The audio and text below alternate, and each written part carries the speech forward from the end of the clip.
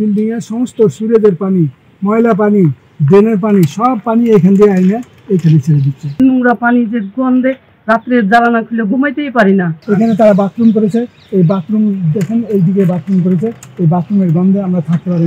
সাবেক বেসরকারি চাকরিজীবী ওমর আলী চাকরি জীবনের সঞ্চিত সব অর্থ দিয়ে ঢাকা উত্তর সিটি কর্পোরেশনের মেরুলখোলায় নির্মাণ করেন একটি বাড়ি। সেটি 2008 সালের কথা।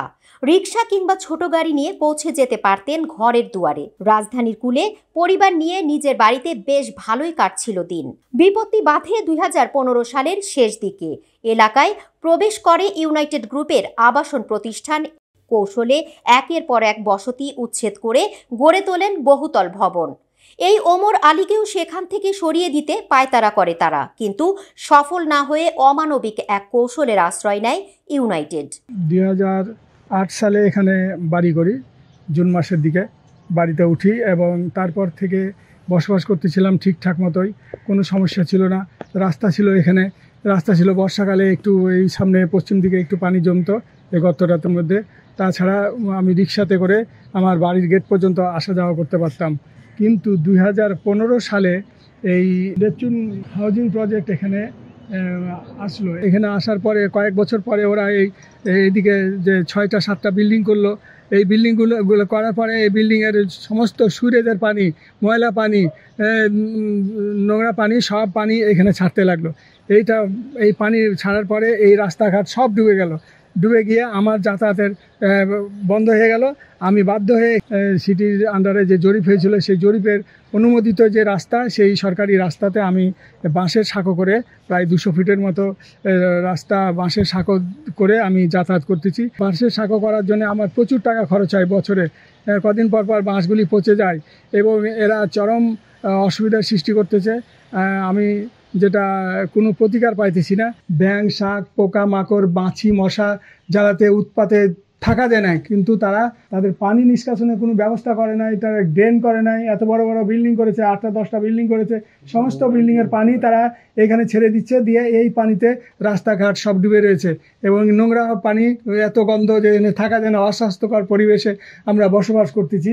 সরকারি রাস্তা কেটে ওমর আলীর বাড়ির পাশের খোলা জায়গায় মাটি কেটে সেখানে বানায় সুয়ারেজের জলাধার। ইউনাইটেডের বহুতল ভবনের সব ময়লা পানি এসে জমা হয় সেখানে। যে বাড়ির উঠোনে একসময় মেয়ের বিয়ের আনুষ্ঠানিকতা সেরেছেন ওমর আলী, সেখানে আজ ময়লা পানিতে টইটুম্বুর।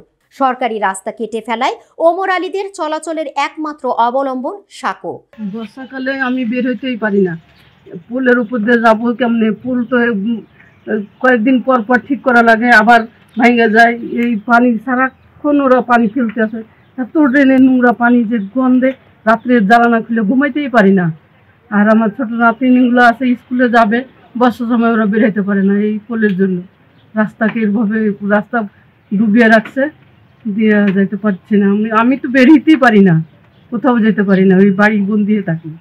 মাঝে মাঝে ওখানে আসি, ওনার বাসায় যেতে আমার খুব কষ্ট হয়। উনি যে কষ্টের দুর্ভোগের মধ্যে আছে দেখে আমার নিজেরও কষ্ট হয়। আমি চাই তার এই অবস্থার উত্তর হোক, অবস্থার তার থেকে উনি উদ্ধার পান।